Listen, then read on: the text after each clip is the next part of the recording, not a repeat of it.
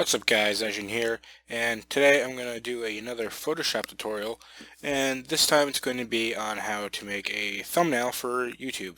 So we're going to start out, we're on Photoshop obviously, so hit new, and then you want to change it to pixels, and then you're going to want to do 1280 by 720, which would be 720p, and then you click OK, and now you have this new little thing here. What I like to do, just because where it says 100% right here, is I'll just highlight that and I change it to 90 just so I can see the whole thing. That's just what I like to do. You don't have to do that.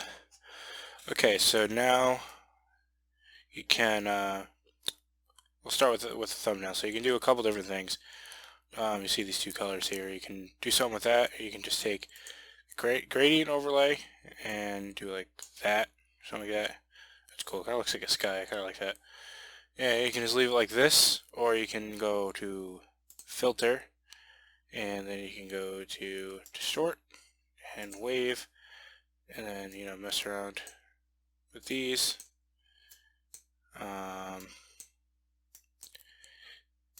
You basically just want to make it a solid.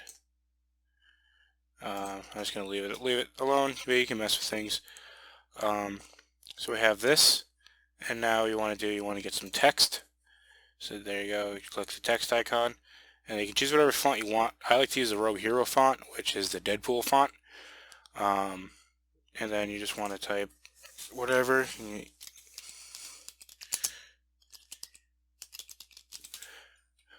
Like that, and then you can actually, let me get rid of that and just put that anywhere for now, and then let's do this again.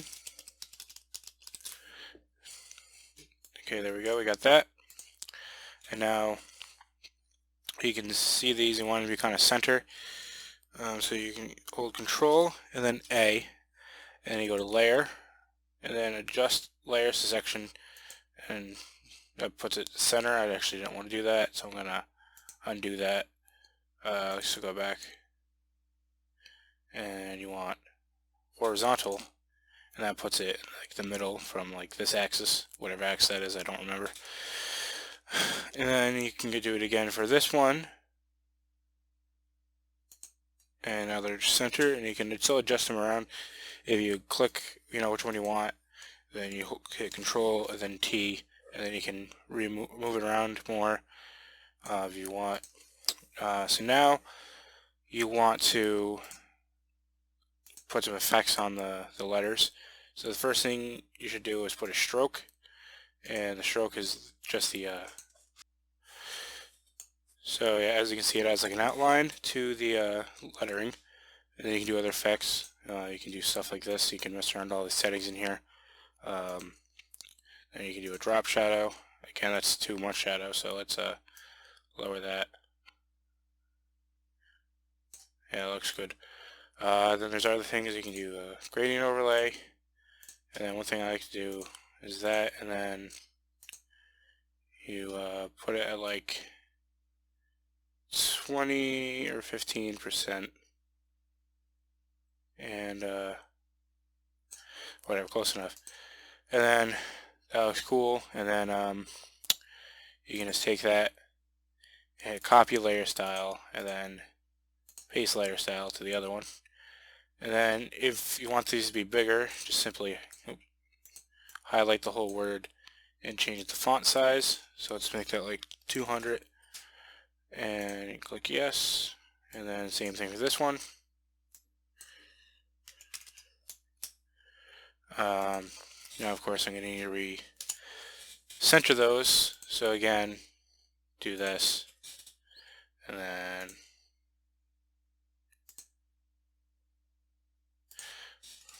like that. And let's take this and put it like a little closer to the bottom. That looks good.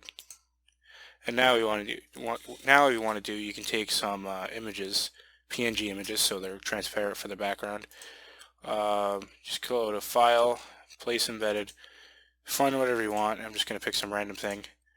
And then, yeah, there you go. You can just place that. Let's make a... Yeah, let's lower him a little bit so you can... So he's, the word YouTube's not blocking his face. And then you want to take it and kind of put it underneath. So now he's behind it. And same thing with another image. You can just, right there. This one is automatically set to be behind. So you can put it like that. It already set there because where I was clicking. So yeah. And then if you go to edit and then transform, you can flip it so it faces the other way. And then Control and T, and then you can move it over like that. You can also put effects on these, like you want to put a drop shadow on Link, or this angry meme. Put some drop shadow. And yeah, another thing that I like to do sometimes, if you go to the rectangle tool right here, and you just kind of click. Oh, that's not what I wanted to do. Hold on, edit. Okay, just kind of click, and then you'll see this pops up. And then what you want to do, you want to go 1280, 720, hit OK. Let's get rid of that. And then do the Control A, layer, horizontal, vertical, and then Control D to deselect it. And you put this over the background, and now it's behind everything. And that's just, you can do more. You can put other images. You can use a background you found off of Google if you want. Really depends on what the video is about, or just other things you can do, like I was showing you with, you go to filter, and then render. No, that's not it. Distort, sorry. And then wave, and then you get it so it's an even wave. And then I did this in the profile picture video too. And then you go to polar, this one, the polar, and then you'll make it like a swirl background. You can do that too if you have colors. But I don't like doing that as much. I'm not a big fan of that. Yeah, I usually like just take pictures and either put a blur effect, like you can go right here, blur, and then you hit motion blur, and it's not really doing anything now because it's just a simple background, but you can do that, and that gives it like a blur effect, and that works okay too. And then I just like to put some images that usually pertain to what the video is about, and that's it. The last thing you're going to want to do is save it. You can save it as whatever you want.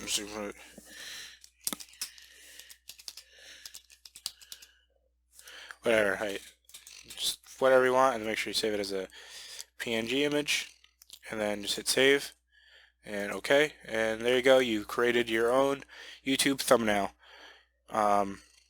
And you can do this with other things too. I'm sure other types of thumbnails or whatever. But yeah, it's really easy to do. It's a pretty simple thing and really not that hard. And yeah, I actually enjoy making these. Sometimes I'll sit there and just tinker with stuff and get things looking cool. I'll add other little things in the background of things just to make it look cooler. But you do whatever you want. It's your creation. And yeah, so that's been it for this Photoshop tutorial. So make sure you like, share, and subscribe, and I will see you guys later.